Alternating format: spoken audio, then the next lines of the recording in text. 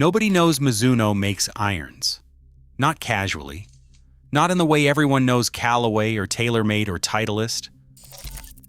You could walk into 10 golf shops and 9 of them would have Mizuno clubs displayed in the back corner, often unopened, gathering dust next to sale bins. Yet inside those boxes sits some of the most sought-after equipment in professional golf. Club pros order them for their personal bags. Teaching professionals put students in them and move on to the next student, knowing the irons will be fine for the next 5 years. Tour players hit them off camera because they actually prefer them, then step up to a different brand at the tournament because contracts exist. A blind testing scenario went viral in golf forums a few years back. 3 sets of premium irons, 1 Titleist, 1 from a European boutique maker, 1 Mizuno. Tour professionals, eyes closed, blindfolded, hitting each set. The Mizuno irons came first. The reaction was immediate. "That's quality," one player said. Another just nodded. "Tour-level irons right there," a third called out. When the cameras were removed and they were told it was Mizuno, they laughed. Actual laughed out loud. Not in disbelief about the quality, but in recognition of the running joke in professional golf. Mizuno makes some of the best irons in the world, and almost nobody outside of the game even knows they make them. This is the story of how a Japanese baseball company became the underground king of iron manufacturing, and why they've stayed there by choice, refusing the temptation to become mainstream. Mizuno was founded in Osaka, Japan in 1906. Rihachi Mizuno started with athletic uniforms and baseball equipment. The company built its foundation on understanding what happens when you strike something. Baseball bats, baseball gloves, athletic shoes, and eventually golf clubs. The first golf club arrived at Mizuno in 1921, and from that moment forward, the company approached golf with the same philosophy it had applied to baseball. If you're going to make it exceptional, because someone is going to bet their performance on it. Golf equipment companies in the 1920s were fragmentary. Manufacturers experimented with materials, designs, and processes without consistency. Mizuno decided early that their bet would be on forged irons. Forging is the older process. You heat metal, you shape it, you pound it into form. It is more labor-intensive than casting, which is heating metal and pouring it into a mold. But forging creates something different at the molecular level. The grain structure of forged metal is denser. The metal flows along the lines of the hammer strikes, and the structural integrity is superior. For a golf club, this means better feel, more consistent performance, and longer durability. Most of their competitors looked at forging, calculated the cost, and moved to casting. Easier, faster, cheaper. Mizuno made a bet that they would become the forged iron company and own that category absolutely. They would not try to make the longest irons. They would not make the most forgiving irons. They would make irons where, when you struck the center of the club face, you would feel and hear something that was unmistakably premium. That decision, made 99 years ago, is still shaping their product line today. The manufacturing process for Mizuno irons happens in Hiroshima. The facility is not particularly famous. There are no factory tour videos that went viral. It is a precision manufacturing plant that looks, on the surface, like 10,000 other factory floors in Japan. The difference is in what happens inside it. Grain flow forging is the specific process. The metal blank is heated to exactly the right temperature. It is struck with a hammer that has been designed to direct the grain structure in specific directions. A forged iron club head is not one solid shape that the material happens to fill. It is shaped by controlling how the material wants to behave at a molecular level. Different areas of the club head are struck differently, compressed differently, to create varying densities. The sweet spot, the center of the club face, is hammered to be denser than the rest of the club head. This keeps vibration tighter, keeps the energy transfer more efficient, and keeps the feel more responsive. After forging, the club enters a finishing process that takes each individual club through more than 20 distinct steps. Inspection 1. Measurement. Polishing. Inspection 2. Weight assessment. Individual adjustment. Another inspection. Electroplating the chrome finish. Another inspection. Each club is weighed, measured, and compared not just to specification, but to every other club in that set. A standard tolerance in the golf industry allows weight variance across a set of irons to be about 1 gram. Mizuno's tolerance is 0.5 grams, half a gram. That means every 6-iron in the set feels essentially identical to every other 6-iron, and the 7-iron is imperceptibly heavier in a way the player's hands understand without their brain having to consciously compute it. This is where the reputation comes from. Not advertising, not sponsorships, not social media reach. It comes from the fact that when a golfer picks up a Mizuno iron and swings it, it tells them something is different. The vibration feels damped. The sound has a specific tone. The weight distribution is consistent. These are not psychological. They're measurable.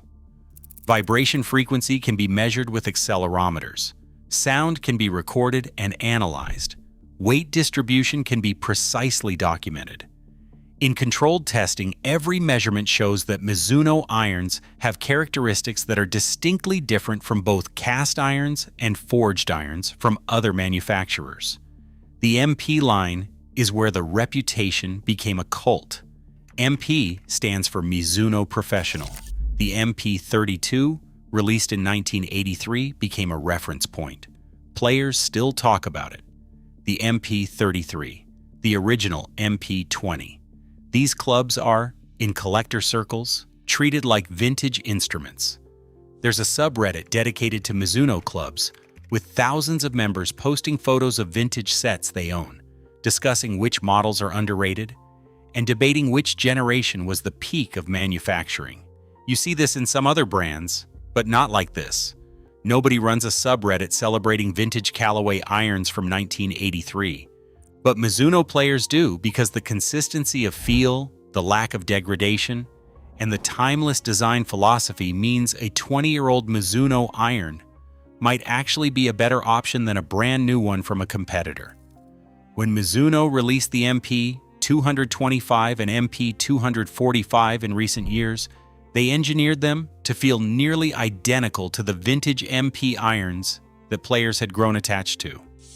This is not accident. This is philosophy. Many equipment companies redesign their irons every 1 to 3 years. Mizuno redesigns when they have something genuinely different to offer. The MP245, for instance, was explicitly designed to add forgiveness and distance to the player's iron category, which historically meant softening feel or adding visible design elements that compromised aesthetics. Mizuno solved this by adjusting internal weight distribution, not by altering the visible profile. Someone looking at it would see a player's iron. Someone hitting it would feel slight added forgiveness. But the core DNA of Mizuno feel was intact. The professionals who benefit most from this philosophy are club pros and teaching professionals. For a teaching pro, the goal is often to eliminate one variable from the equation. Equipment should not be something the student thinks about.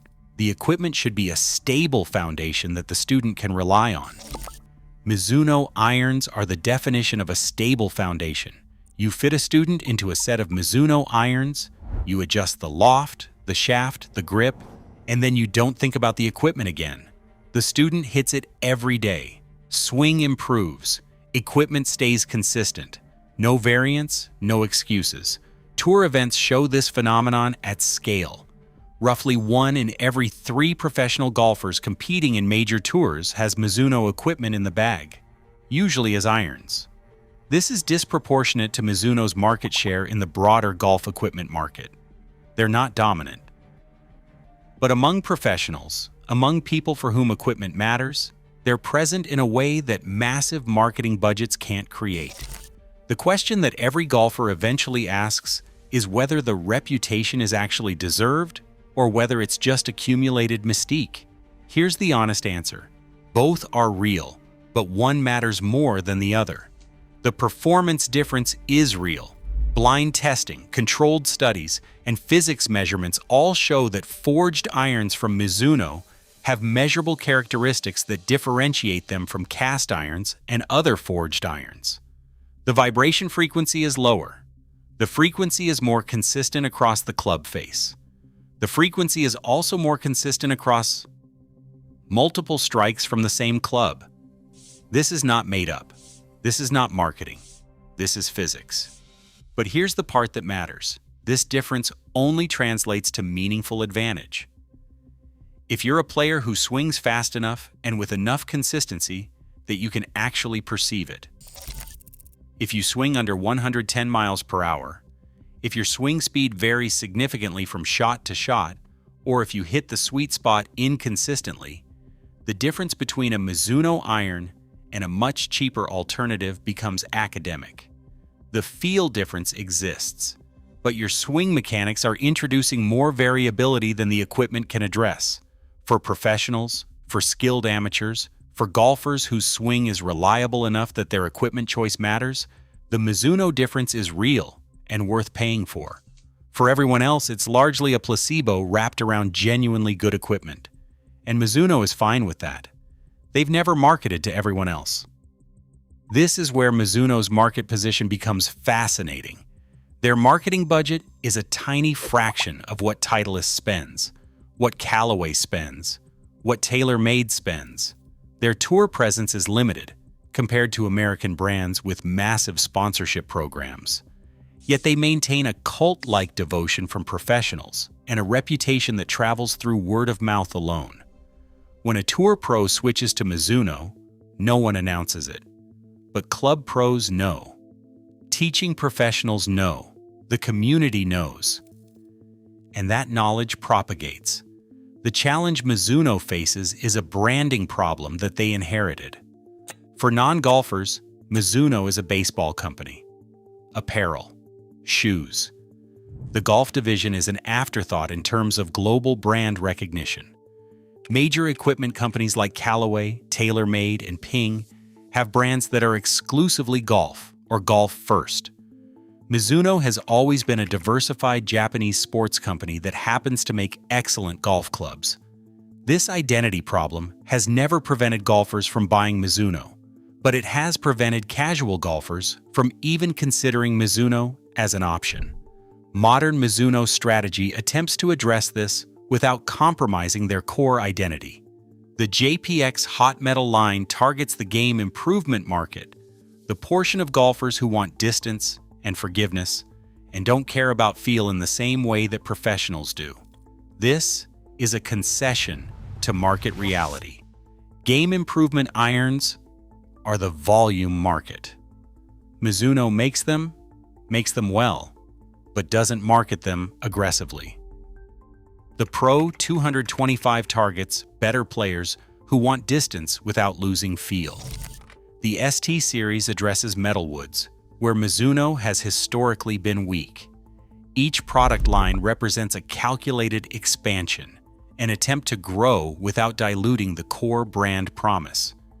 Here's where the pivot happens. The real tension isn't whether Mizuno can win every market.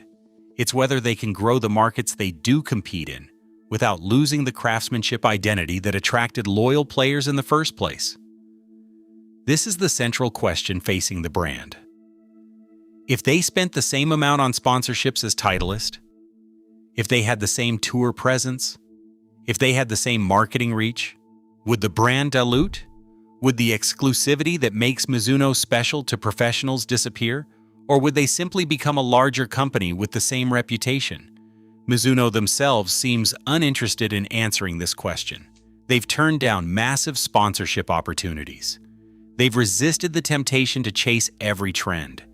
When every company was adding tungsten weights and moving the center of gravity lower and lower, Mizuno kept refining forging. When everyone was adding visible technology badges to the back of irons, Mizuno kept the design clean. When marketing demanded players' irons be more forgiving, Mizuno engineered the forgiveness to be invisible. The blindfold test from the beginning of this story is the perfect microcosm of Mizuno's position in golf. They don't need the blindfold to be removed. They don't need anyone to know it's them. The golf ball knows. The golfer hitting it knows. The club pro fitting the next student knows. And that's enough. That's been enough for nearly a century. That's probably enough for the next century, too.